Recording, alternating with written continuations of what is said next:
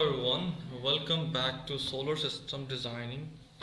Today we are going to design infrastructure, electrical infrastructure of solar system which we have already designed. ये जो आपके सामने solar system दिख रहा है, ये ऑलरेडी हम डिज़ाइन कर चुके हैं प्रीवियस लेक्चर के अंदर, प्रीवियस वीडियो के अंदर, जिसके अंदर हमने 70 किलोवाट का सोलर सिस्टम डिज़ाइन किया है। उसके अंदर हम ऑलमोस्ट सारी चीज़ें डिस्कस कर चुके हैं, कैसे डिज़ाइन होता है, यानी डिज़ाइन होने से लेके एंड तक सारी चीज़ें डिज़ाइन की थी हमने और स्टडी की थी। लेकिन एक चीज़ रह गई थी, इलेक्ट्रिकल इंफ्रास्ट्रक्चर। क्योंकि जब हम सोलर सिस्टम इंस्टॉल करते हैं, सोलर पैनल्स इंस्टॉल कर देते हैं, उनके शेडो एनालिसिस वगैरह एक्सेट्रा हम सारे काम करने के बाद उसकी इलेक्ट्रिकल केबलिंग की जाती है कि केबल किस तरह और किस तरफ से जाएंगे, उसकी मतलब पूरा इलेक्ट्रिकल का इंफ्रास्ट्रक्चर बनता है। ब्रेकर किस साइज़ का डलेगा, तो ये सारी चीज़ें हमें डिज़ाइन करनी होती, प्री प्लान्ड होती हैं कि कितनी साइज़ की केबल डलेगी, कितनी लेंथ डलेगी। तो ये सारी चीज़ें हम जब निकाल लेंगे तभी हम BOQ बना सकेंगे, बिल ऑफ क्वांटिटीज़ बना सकेंगे, या फिर हम कोई एस्टीमेट बना सकेंगे, इंजीनियरिंग एस्टीमेट जिसको हम कहते हैं, हम बना सकेंगे कि इस पर इतनी लागत डलनी है, इस प्रोजेक्ट पे इतनी लागत आएगी पैसों की, या फिर इसमें ये मटेरियल लगने वाला है। तो बहरहाल अभी मैं बेसिक्स पे जाना जा रहा हूँ कि हम करते कैसे हैं, केबल की कैलकुलेशन कैसे करते हैं, स्ट्रिंग्स कैसे बनती हैं, कितनी बनेगी अगर इस टाइप का प्रोजेक्ट है, और हम इसके अंदर ये भी देखेंगे कि ब्रेकर किस साइज़ के लगेंगे। तो अभी चलते हैं सिंपल। हमारे सामने ये जो स्क्रीन खुली हुई है उसके साथ में कोई एक एक्सेल की शीट खोलूँगा, जो कि ये मैंने अपनी बनाई है अपनी आसानी के लिए कि मुझे ज़्यादा रॉकेट साइंस नहीं लगाने की ज़रूरत, जस्ट ऑटोमेटिक सारी चीज़ें कैलकुलेट हो जानी है इसके अंदर। उससे पहले मैं थोड़ा अपने SLD को देखूं कि मेरी SLD क्या कहती है, SLD में क्या क्या चीज़ें हैं, तो वो मैं देख लूँ। देखिए इसके अंदर मुझे SLD में दिख रहा है, मेरे सिस्टम में जो सॉफ्टवेयर है उसने ऑटोमेटिकली सारी स्ट्रिंग्स डिज़ाइन कर ली हैं कि इस इन्वर्टर, जो हमारे पास पहला इन्वर्टर है जो सनी ट्राई पावर 24,000 TLU इसका, इसके अंदर वो कह रहा है कि आपने 3 स्ट्रिंग्स देनी है। ठीक है, किसी भी सिस्टम के लिए, किसी भी सोलर सिस्टम जो हमने डिज़ाइन किया है उसके अंदर जो हम इलेक्ट्रिकल इंफ्रास्ट्रक्चर डिज़ाइन कर रहे होते हैं तो उसके कुछ बेसिक रूल्स हैं, बेसिक चीज़ें हैं, पैरामीटर्स, उनको देखना पड़ता है। जैसे कि हमारे पास शॉर्ट सर्किट करंट है, हमारे पास यहाँ पे 2 ऑपरेटिंग इनपुट करंट पर MPPT बताया जा रहा है, उसके साथ साथ आपके पास मैक्सिमम शॉर्ट सर्किट करंट। तो हम जब भी MPPT सिलेक्ट करते हैं तो मैक्सिमम शॉर्ट सर्किट करंट को देखते हुए सिलेक्ट करते हैं, और उसके बाद NEC का जो मल्टीप्लायर फैक्टर होता है वो भी लगाते हैं। तो वो भी मैं डिस्कस करूँगा, और कैसे ऑटोमेटिकली आप इसको 1 क्लिक के अंदर कैलकुलेट कर सकते हैं वो भी मैं आपको अपनी एक्सेल शीट में बताने जाऊँगा। उसके साथ साथ हमें ये डेटा शीट के अंदर बताया जा रहा है कि इसके अंदर नंबर ऑफ इनपुट्स कितने होंगे। तो मतलब हमारे पास 2 MPPTs हैं इस सिस्टम के अंदर, टोटल नंबर ऑफ MPPTs 2 हैं, यानी कि हम 2 स्ट्रिंग्स मुकम्मल दे सकते हैं। यानी अगर ऐसी स्ट्रिंग बनाएं जिसकी रेंज जो है मैक्सिमम शॉर्ट सर्किट करंट हमारे पास 53 हो, और उसके अंदर हमारे पास क्या कहते हैं 53 वाली इस तरह की 2 MPPTs, दो स्ट्रिंग इसके अंदर हम लगा सकते हैं। और उसके साथ साथ MPPT ऑप्ट करने के लिए जो इलेक्ट्रिकल इंफ्रास्ट्रक्चर हम डिज़ाइन करते हैं, स्ट्रिंग्स वगैरह बनाते हैं, उसके अंदर दूसरी चीज़ देखी जाती है कि उसके जो वोल्टेजेस हैं, हमारे पास रेटेड वोल्टेजेस क्या चीज़ है। रेटेड वोल्टेजेस वो वोल्टेजेस होते हैं जिन पर आपकी जो MPPT होगी वो ऑप्टिमल परफॉर्मेंस दे रही होगी, मतलब बहुत अच्छी परफॉर्मेंस दे रही होगी। वो जैसे कि हमने प्रपोज की है 24,000 TLU, उसके अंदर बताया जा रहा है कि उसकी रेंज जो है 450 से लेके 800 के दरमियान है। मतलब आपके अगर MPPT की जो स्ट्रिंग लगी हुई है, कनेक्ट की हुई है, वो अगर 450 है और उससे ज़्यादा है और 800 से कम है तो ऑप्टिमल परफॉर्मेंस देगी। अदरवाइज परफॉर्म तो करेगी, जैसे कि आपके पास यहाँ बताया गया है ऑपरेटिंग वोल्टेजेस 150 से लेके 1000 तक के काम तो करेगी, लेकिन वैसी परफॉर्मेंस नहीं देगी, ऑप्टिमल परफॉर्मेंस नहीं देगी, एक अच्छी परफॉर्मेंस नहीं देगी। यानी एक अच्छी चीज़ जो है हमारे पास ऑलरेडी, वो अच्छी परफॉर्मेंस नहीं देगी, एफिशिएंट नहीं होगी वो। तो ये 2 चीज़ें हमें देखनी पड़ती हैं। तो हम अब चलते हैं अपने डेटा शीट की तरफ, जो हमने ऑलरेडी डेटा शीट बनाई है एक्सेल पे। तो उसके अंदर हमारे पास मैंने कुछ इस तरह से डिवीजन दिया हुआ है। मैंने कहा कि मॉड्यूल का डेटा इनपुट करें, इन्वर्टर का डेटा इनपुट करें, उसके बाद रिक्वायर्ड डेटा आपके पास क्या है, कितनी स्ट्रिंग्स बननी चाहिए वो आपको बताएंगे, मैक्सिमम स्ट्रिंग्स, इससे ज़्यादा नहीं, और कितने गेज की आप केबल लगा सकते हैं। उसके साथ साथ आपके पास क्या कहा जाता है, करंट फैक्टर जो लगाया है, यानी सेफ्टी फैक्टर जो हमें कहता है NEC 25% हो, तो वो लगाया हुआ है। उसके साथ साथ आपके पास हमारे पास आता है टोटल रेटेड वोल्टेजेस। अगर ये ओवर हो जाएगा यानी कि 800 से अबव होगा तो ऑटोमेटिकली बताएगा कि नहीं आप 800 से अबव जा रहे हैं, यहाँ पे रेड सिग्नल आना शुरू हो जाएगा और आपको मजबूर करेगा कि आप अभी जो 800 से अबव जा रहे हैं तो वो आपकी एफिशिएंसी के खिलाफ जाएगी, ये एफिशिएंट नहीं होगा। इस तरह से आपके पास ब्रेकर की साइजेस आ जाएगी। ये भी NEC को देखते हुए हमारे यहाँ ब्रेकर के साइजेस आ जाएंगे। और उसके बाद जो हम एक और चीज़ देखेंगे कि वोल्टेज ड्रॉप कितना हो रहा है, वो हमें जो केबल साइज बताएगा वो ऑटोमेटिकली यहाँ पे आ जाएगा। और उसके बाद हम जो पाकिस्तान के अंदर डिज़ाइन कर रहे होते हैं वो 50 और 75 पे देख रहे होते हैं। अगर ये वोल्टेज NEC कहता है वोल्टेज ड्रॉप 5% हुआ, 5% हुआ, उससे ज़्यादा हुआ, तो आपकी वो केबल का गेज बढ़ाना पड़ेगा, यानी उसका डायमीटर बढ़ाना पड़ेगा। वो खिलाफ है कोड है, कौन सा, NEC का और IEC का, दोनों का। तो हम चलते हैं सिंपल, अभी हम देखते हैं हमारा मॉडल क्या कहता है। हमारे मॉडल के अंदर देखें कि हमारे पास डेटा शीट के अंदर क्या कहता है। डेटा शीट के अंदर देखें, ऑलरेडी मैं वैल्यूज पुट कर चुका हूँ, लेकिन हम फिर भी देख लेते हैं कि कहा जा रहा है कि ऑपरेटिंग वोल्टेजेस आपके पास 43.3 है और उसके बाद शॉर्ट सर्किट करंट आपके पास 14 एम्पियर है और आपके पास ओपन सर्किट वोल्टेज जो हमारे पास कितना है 52.4।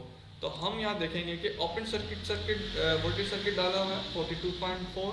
उसके बाद आपने डाला है ऑपरेटिंग वोल्टेजेस, वो भी हमने देखा कि ऑपरेटिंग वोल्टेजेस आपके पास 43.3 आपके पास दिए। शॉर्ट सर्किट करंट आपके पास 12 दिया हुआ है।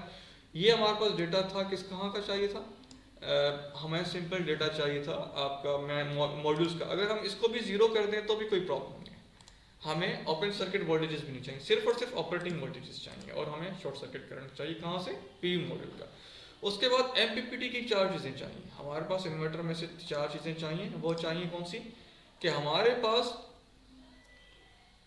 रेटेड वोल्टेजेस कौन से हैं। हमने देखा 450 800, मिनिमम रेंज क्या है रेटेड वोल्टेजेस की 450 और मैक्सिमम क्या 800, हमने सिंपल वहाँ पुट कर दिया। उसके बाद हमने देखा कि हमें और क्या चीज़ चाहिए इसके अंदर, ऑपरेटिंग वोल्टेजेस। हमने कहा ऑपरेटिंग वोल्टेजेस जो हमें मिल रहे हैं वो 150 और 1000 है, तो हमने सिंपल जाके वहाँ रख दिए 150 एंड 1000, मिनिमम 150 एंड 1000। इसने हमें बताया कि आपके जो वोल्टेजेस है ना, जो आप स्ट्रिंग बनाएंगे वो 18.5 यानी कि 18.5 पैनल्स लगाए हैं तो आपके पास लगा सकते हैं, लेकिन 18.5 तो बन नहीं सकते, या तो 19 की तरफ जाए या फिर आप किसकी तरफ जाएं, 18 की तरफ जाएंगे। 19 की तरफ जाएंगे तो आपके वोल्टेजेस ओवर हो जाएंगे, आपके वोल्टेजेस 800 से एक्सीड करेंगे, मतलब आपका जो हमारी जो क्राइटेरिया है मैक्सिमम क्राइटेरिया उससे बढ़ जाएंगे। तो हमें क्या करना पड़ेगा, रिवर्स गियर लगाना पड़ेगा, 18 की तरफ जाना पड़ेगा। अभी तक हमने ये वेरीफाई कर लिया है कि हमारी जो सिस्टम है इसमें वैल्यूज पुट करने के बाद हमें ये पता चला कि मैक्सिमम जो पर स्ट्रिंग मॉड्यूल्स जो लगेंगे पर स्ट्रिंग में लग सकते हैं वो 18 लग सकते हैं। 18 से ज़्यादा जाएंगे तो हमारे जो रेटेड वोल्टेजेस हैं जिस पर ऑप्टिमल परफॉर्मेंस दे रही होती है MPPT या इन्वर्टर परफॉर्मेंस दे रहा होता है वो डिक्रीज़ होगी, वो कंप्रोमाइज़ होगी। और हमें ये भी पता कर लिया है कि मिनिमम जो है 10, उससे ज़्यादा मिनिमम नहीं लगा सकते। अगर हम मिनिमम की और मज़ीद मिनिमम की तरफ जाएंगे तो इसकी जो परफॉर्मेंस होगी वो रिड्यूस होगी और वो कंप्रोमाइज़ होगी। तो हम अगर अपने मॉड्यूल के तरफ जाएँ, हमारा जो डिज़ाइन किया हुआ हीलियोस्कोप की तरफ से दिया गया है उसकी हम सिंगल लाइन डायग्राम देखें तो यहाँ पर भी हमारे पास जितने भी मॉड्यूल्स डले हुए हैं वो 18 से कम हैं या फिर 18 के बराबर हैं, लेकिन 18 से ज़्यादा नहीं है। इसने ऑटोमेटिकली हमारा जो डेटा है ट्राई पावर का 24,000 TLU इसका वो उनके पास ऑलरेडी पड़ा हुआ है, उसको देखते हुए इन्होंने बता दिया कि कितने मॉड्यूल्स डलेंगे पर स्ट्रिंग और परफेक्टली बताया। लेकिन यहाँ पर कुछ तो यहाँ पर देखें कि मैंने कंबाइनर बॉक्स डाला हुआ है यहाँ पर। जब मैं यहाँ पर मैं रिमूव कर देता हूँ और यहाँ पे ऐड कंबाइनर बॉक्स डाल रहा हूँ तो पहले तो कंबाइनर बॉक्स था नहीं। मैंने जब ऐड कंबाइनर बॉक्स किया तो कंबाइनर बॉक्स डालने की वजह भी ये थी कि मेरे पास यहाँ पे 3 स्ट्रिंग्स हैं। हालांकि जो मेरी जो डेटा शीट है हमारा जो इन्वर्टर है उसमें तो 2 MPPTs डली हुई हैं, तो 3 स्ट्रिंग्स 2 MPPTs में डाल नहीं सकते। तो इसके लिए मैंने क्या किया, कंबाइनर बॉक्स डाला, उसके अंदर मैंने तीनों स्ट्रिंग्स को या फिर 2 स्ट्रिंग्स को मिला के मैंने दो स्ट्रिंग्स मिला ली और उनके लिए दो स्ट्रिंग की जगह पर मैंने एक स्ट्रिंग निकाली जो कि मैंने एक एमपीपीटी में डाल दी, और हमारी जो एक स्ट्रिंग है वो दूसरी एमपीपीटी में डाली। वो मैंने क्यों करी, मैंने कहा कि दो स्ट्रिंग्स जो है, मेरे पास तीन स्ट्रिंग्स हैं इस पूरे बॉक्स के अंदर, तो मैंने कहा तीनों स्ट्रिंग्स में से दो स्ट्रिंग को सम करें, एक एमपीपीटी में चली जाए, उनका करंट जो निकलेगा वो सम होकर एक एमपीपीटी में जाके 28 एम्पेयर बनता है। और हमारी डेटा शीट कहती है कि मेरे पास जो मैक्सिमम शॉर्ट सर्किट करंट है वो 53 है। तो मैंने क्या किया, यहाँ पर दो को मैंने सम किया और मैंने एक स्ट्रिंग में कंबाइनर बॉक्स में डाली और कंबाइनर बॉक्स से निकालते हुए डिस्कनेक्टर में, ताकि कल को मुझे मेंटेनेंस करनी हो तो मैं सिस्टम को डिस्कनेक्ट करके अपना इन्वर्टर मेंटेनेंस की तरफ ले जाऊँ, या फिर मैं अपना पूरा सिस्टम मेंटेनेंस की तरफ ले जाऊँ जो सोलर पैनल्स लगे हुए हैं। तो वो सिंपल जाके मैंने एक स्ट्रिंग में डाल दी, तो 53 उसकी मैक्सिमम रेटिंग है, तो मैं 28 पे आ गया, तो मेरे लिए कोई प्रॉब्लम नहीं है, ऑप्टिमल परफॉर्मेंस दे रहा होगा। उसके बाद जो तेरह मॉड्यूल की जो स्ट्रिंग है वो दूसरी में एमपीपीटी में लेके जाके लगा दी, तो मुकम्मल एक इन्वर्टर मेरा बन गया। लेकिन यहाँ पे कंबाइनर बॉक्स का लगने की मुझे कोई तुक समझ में नहीं है। उसकी वजह यह है कि हमारे पास सिंपल एक स्ट्रिंग डली हुई है, स्ट्रिंग लगाने के बाद सिंपल हम डिस्कनेक्टर डाल लें और उसके बाद जाके हम इसके अंदर इन्वर्टर के अंदर डाल सकते हैं। हाँ, अलबत्ता उन इन्वर्टर्स के यहाँ हम कंबाइनर बॉक्स डाल सकते हैं जिसमें सर्ज प्रोटेक्टिव डिवाइसेस नहीं डली है। सर्ज प्रोटेक्टिव डिवाइसेस ना होती तो फिर मैं क्या करता, यहाँ पे हम एक क्या कहते हैं कंबाइनर बॉक्स डाल देता और सर्ज प्रोटेक्टिव डिवाइसेस डाल देता और उसके अंदर डायोड डाल देता, और मैं यहाँ पर ब्रेकर श्रेकर डाल के मैं प्रोटेक्शन दे रहा था अपने सारे मॉड्यूल्स को। और हमारे यहाँ जो केबल लगने जा रही थी उसकी शॉर्ट सर्किट की वजह से आग ना लग जाए, और ताकि वो ट्रिप वगैरह हो सके उसको मैं प्रोटेक्शन दे रहा हूँ। लेकिन आजकल के जो इन्वर्टर हैं उनके अंदर बिल्ट इन है सारी चीज़ें। उसके बाद मैंने देखा कि हमारे पास यहाँ पर भी एक कंबाइनर बॉक्स लगा हुआ है। मुझे नहीं लगता कि कंबाइनर बॉक्स डालने की ज़रूरत है, क्योंकि ये ऑलरेडी हमारी यहाँ पे प्रोटेक्शन दी हुई है, इसके अंदर सर्च प्रोटेक्शन डिवाइसेस डली हुई हैं। और तो इसकी वजह से भी मुझे लगता है कि एक 11 का एक मॉड्यूल एक स्ट्रिंग है वो सिंपल आनी चाहिए डिस्कनेक्टर में ब्रैकेट्स लगे होंगे जो कि शॉर्ट सर्किट की प्रोटेक्शन दे रहे होंगे, और सिंपल जाके इन्वर्टर में चला जाए। और उसके बाद एक और स्ट्रिंग है जो सिंपल जाके एक इन्वर्टर में चली जाए। तो ये है, ये एक इन्वर्टर यहाँ पे, क्योंकि दो इन्वर्टर्स हैं तो यहाँ पे जो एक इन्वर्टर होगा उसके अंदर ये चली जाए, उसकी एमपीपीटी को यूटिलाइज हो, और यहाँ पर देखें दूसरी जो यहाँ पर जाके दो स्ट्रिंग से दूसरे इन्वर्टर की एमपीपीटी में जाके उसको यूटिलाइज कर रहा हूँ। तो इस तरह का एक सिस्टम बन सकता है। और उसके बाद यहाँ पर सिंक्रोनाइजर लॉगर लगा हुआ होता है, ये यहाँ पर सम होती हैं सारी आपके पास आउटपुट जो होती हैं ऐसी साइड की जो अल्टरनेटिव करंट की सम होती है, और उसके बाद ग्रिड की तरफ चली जाती है। ये मेरे सिंपल एक हमारे पास एसएलडी बना के थी। इसमें जो चेंजेस करनी थी वो मैंने ऑलरेडी आपके साथ डिस्कस भी कर ली है। और इसके अलावा अगर हमारे जो प्रपोज किए हुए सनी ट्राई पावर जो 24,000 TLUS है, इसके अंदर अगर सर्च प्रोटेक्टिव डिवाइसेस नहीं डली हुई और डायोड वगैरह नहीं डले हुए और हमारे पास क्या कहते हैं रिवर्स करंट की प्रोटेक्शन नहीं दी, तो हम फिर यहाँ पर कंबाइनर बॉक्स में डाल के सारी चीज़ें हम दे सकते हैं, तो फिर कंबाइनर बॉक्स लगा सकते हैं। अदरवाइज कंबाइनर बॉक्स की ज़रूरत नहीं है सिवाय इस जगह के, हमारी जो पहली सिस्टम है उसके अलावा। अच्छा, उसके बाद दूसरी बात ये कि हमें किस गेज की केबल चाहिए। इसने कहा 10 AWG, ये तकरीबन 4 से अबव और 6 के दरमियान ये आती है। 10 अमेरिकन गेज है कॉपर की। तो मैं अगर देखूं अपनी जो मेरे पास फास्ट केबल थी, फास्ट केबल को मैंने देखते हुए यहाँ पर उसकी पैरामीटर्स रखे हैं। अगर फास्ट की जगह पाकिस्तान केबल्स आएगी तो आप उसको देखते हुए अपने पैरामीटर्स चेंज कर सकते हैं। अगर आपको ये फाइल चाहिए तो मुझे कमेंट बॉक्स में कमेंट करें, मैं आपको दे दूंगा। अपनी अकॉर्डिंग इसको आप मॉडिफाई कर सकते हैं, अपने मुताबिक मॉडिफाई कर सकते हैं। तो मैंने वो पैरामीटर्स के अंदर डाले हुए, उसके मुताबिक मुझे लगता है कि 4 स्क्वायर mm की केबल आनी चाहिए। हाँ, 4 स्क्वायर mm की केबल तो हमने प्रपोज कर दी, लेकिन मुझे शॉर्ट सर्किट वोल्टेज ड्रॉप भी देखना चाहिए। NEC कहता है कि -5% से ज़्यादा, यानी 5% से ज़्यादा वोल्टेज ड्रॉप आप एक्सेप्टेबल नहीं है। -5 से ज़्यादा वोल्टेज ड्रॉप एक्सेप्टेबल नहीं है।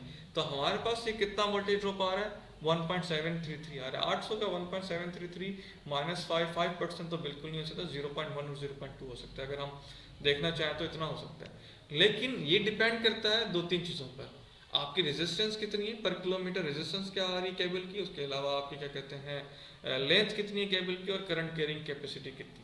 तो हमने देखा कि हमारी जो करंट एम्पेयर की कैपेसिटी है 14 एम्पेयर है, और उसके बाद हमने देखा कि 14 एम्पेयर की केबल वो है कैपेसिटी, लेकिन ये 14 एम्पेयर यहाँ नहीं आएगी। हमारे पास जो NEC के फैक्टर के बाद जो कैपेसिटी आएगी उसको हम देखेंगे, वो हमारे पास तकरीबन 21.89 यानी कि तकरीबन 22 एम्पेयर्स आ रहे हैं।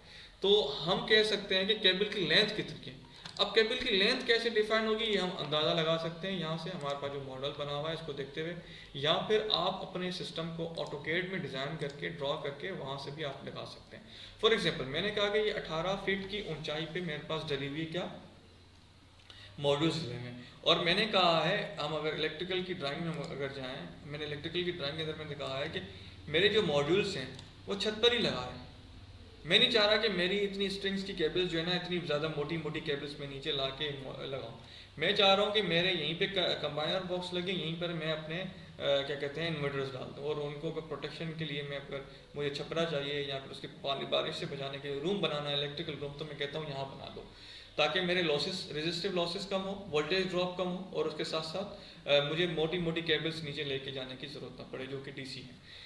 तो मैंने क्या कहा यहाँ पे सिंपल मैंने सारे इन्वर्टर्स डाले, तो मैंने कहा कि मैं एक स्ट्रिंग से लेके यहाँ लगाने के लिए कितना हो सकता है, कितनी लेंथ आ सकती है। तो मैंने कहा अगर मैं अपना इलेक्ट्रिकल रूम यहाँ बना देता हूँ, इलेक्ट्रिकल रूम यहाँ बना देता हूँ, तो भी मेरे पास देखें कि अगर इस सिरे से अलावा देखें तो मेरे पास जो मैक्सिमम जो लेंथ आ रही है 25 मीटर आ रही है।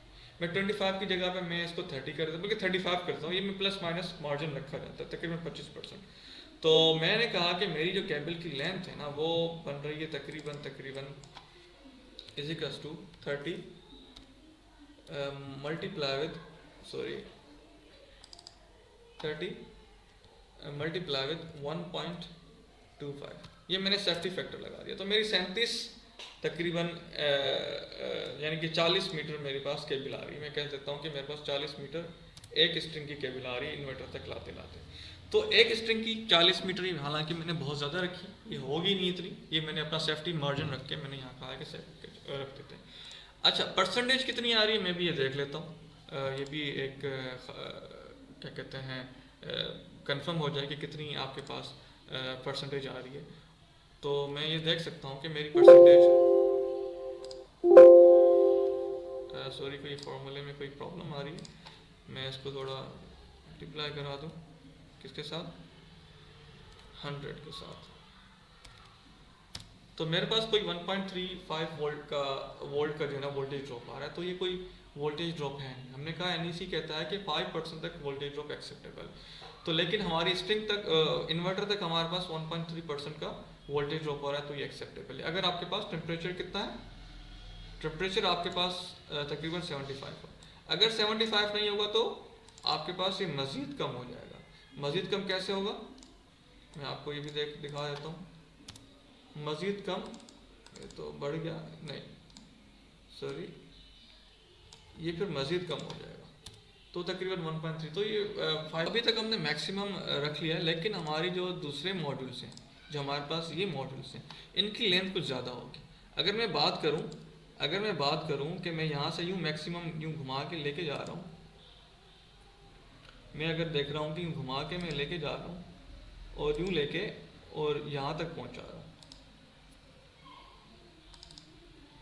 अगर मैं यूँ लेके जाके घुमा रहा हूँ और अगर मैं यहाँ पहुँचूँ तो मेरे पास देखा जाए तो 14 फीट ये है, मीटर ये, 20 मीटर ये है, उसके बाद 10 मीटर ये, और उसके बाद 7 मीटर ये। यानी मैं कह सकता हूँ कि अगर मैं इनकी समेशन करूँ 14 और 20 मेरे पास हो जाते हैं 35, 35 और 10 45, और 10 में कह दूँ तो ये 55 मीटर हो जाता है। तो अगर मैं कहूँ कि 55 मीटर से टोटल 55 मीटर हमारे पास यहाँ केबल की रिक्वायरमेंट है। तो अगर मैं दूसरी स्ट्रिंग की बात करूँ तो मेरे पास 55 मीटर है, और मैं अगर इसको 55 मीटर कह देता हूँ equals to 55 and then multiply with, मैं कहता हूँ कि 1.25 सेफ्टी फैक्टर है, तो हमारे पास फिर भी 2 पॉइंट समथिंग वोल्टेज ड्रॉप हो रहा है।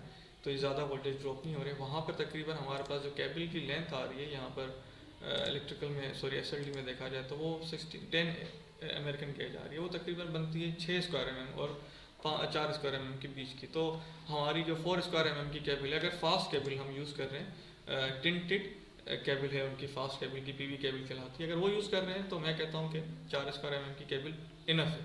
अच्छा, उसके बाद हमने कहा कि ब्रेकर, हमारे पास जो लोड आ रहा है वो तकरीबन आ रहा है 21.24 एम्पीयर।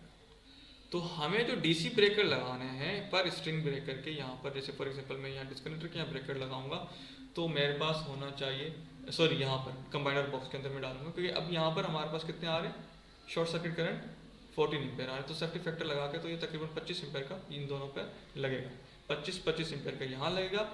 और जैसे ही करंट बढ़ जाएगा, जैसे ही करंट बढ़ जाएगा तो हमारे पास यहाँ पर कितना लगेगा, एक के लिए जो डबल हमने की थी उसके लिए हमारे पास लग जाएगा 50 का, और फिर उसके दूसरे के लिए हमारे पास 25 एम्पेयर का लगेगा। और बाकी तमाम जगहों पे यहाँ पर और यहाँ पर सब जगहों पर हमारे पास 25 एम्पेयर का ब्रेकर इनफ है। स्ट्रिंग के लिए मैं बात कर रहा हूँ, कंबाइनर बॉक्स की बात नहीं कर रहा, मैं सिर्फ स्ट्रिंग की बात कर रहा हूँ, क्योंकि यहाँ से एक स्ट्रिंग आ रही है वो यहाँ मिल रही है, तो ये हमारे पास 25 एम्पेयर का लग के कंबाइनर कंबाइन हो रहा है, और यहाँ से जो बन के आ रही है वो भी स्ट्रिंग, यानी पर स्ट्रिंग पे हमारे पास 25 एम्पेयर का ब्रेकर अकॉर्डिंग टू कैलकुलेशन हम लगा सकते हैं। ठीक है जनाब, ये अभी तक की कैलकुलेशन है। इसके बाद हमारे पास एसी साइड की भी कैलकुलेशन है। एसी साइड की भी एक मेरे पास एक डेटा शीट बनी हुई है मेरे पास। अगर मैं बात करूँ एसी साइड की तरफ ब्रेकर की क्या सिलेक्शन होगी, तो मैं अगर ये मेरी डेटा शीट खुल जाती है तो हम कहेंगे कि इन्वर्टर जो हमारे पास, एक इन्वर्टर है जो हमारे पास सिंगल इन्वर्टर है वो 30 किलोवाट का है। हमारे पास कितने किलोवाट का, तकरीबन 24 किलोवाट का, सॉरी 24 किलोवाट का है हमारे पास इन्वर्टर।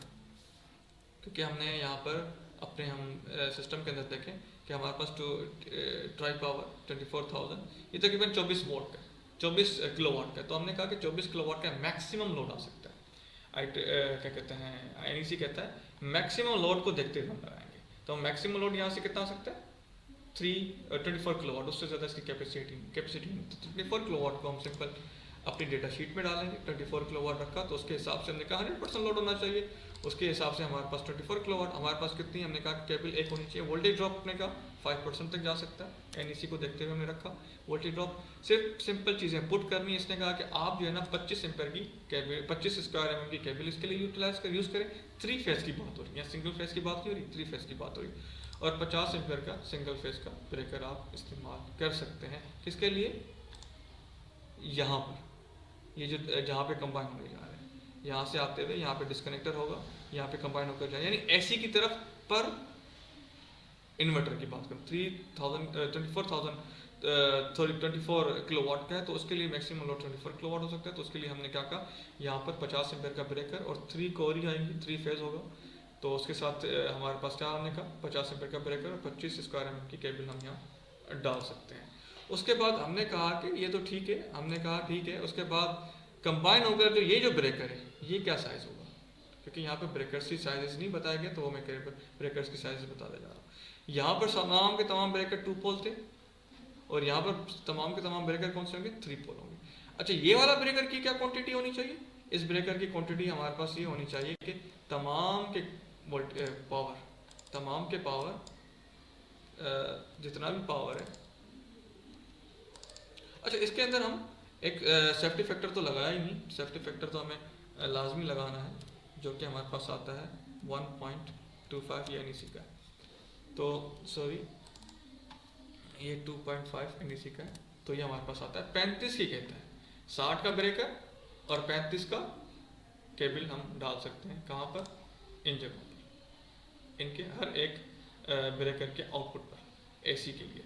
और इसके लिए कितना चाहिए, मतलब यहाँ से जो ये जो ब्रेकर है हमारे पास, ये जो लगा हुआ है छोटा सा ये 3 फेज का ब्रेकर, इसकी क्या साइज, देखिए बड़ी बात ये है कि इस एसएलडी में बताया गया है कि आपने कौन सा, नहीं खैर ब्रेकर की साइज नहीं बताया गया, तो यहाँ पे ब्रेकर का साइज़ क्या आएगा, तो इसका ब्रेकर का साइज़ आपने सिंपल क्या करना है, यहाँ पे कैलकुलेशन में जाके 3 इन्वर्टर्स हैं, 3 इन्वर्टर्स को मैंने क्या किया मल्टीप्लाई किया और ये फैक्टर ख़त्म कर, क्योंकि ऑलरेडी हमने फैक्टर लगाया हुआ, तो हमें बताता 95 स्क्वायर एमएम की केबल लगेगी और 150 का ब्रेकर लगेगा। तो यहाँ पर जो आपका 150 का ब्रेकर लगेगा 3 फेज का और 95 स्क्वायर एमएम की केबल लगेगी, और फिर वो जाके डिस्कनेक्टर में जाएगी।